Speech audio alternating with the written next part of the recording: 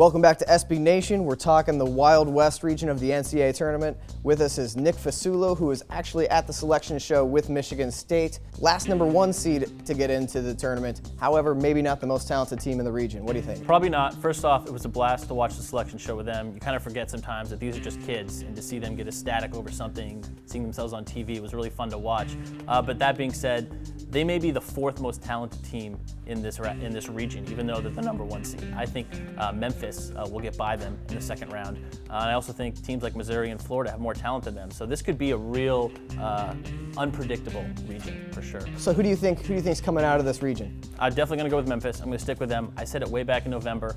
They would go to the Final Four. It didn't look like it would happen January and February, but the Tigers have been playing their best basketball in the past month. They won their conference tournament. They have 2, maybe even 3 NBA players on that team, and talent means a lot in the NCAA tournament, so I'm going to stick with them. All right, what about on the bottom half of the bracket, Florida versus Missouri? Who do you think is a stronger team? Yeah, there? I think Missouri may be the most fun team to watch in the country. They make you play their game. They're not that big, but yet they somehow find ways to beat teams like Baylor and teams that are bigger than them.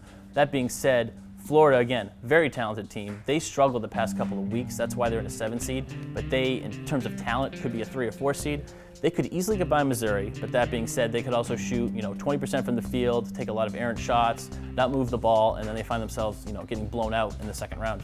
Basically, the Wild West is where brackets are going to be won or lost. Absolutely, yeah. I had, when I first filled out my bracket, I had 4 #1 seeds, and I said, that can't happen. I won't feel comfortable with that, so I reassessed everything, and I figured that this was the bracket that would have the most unpredictability.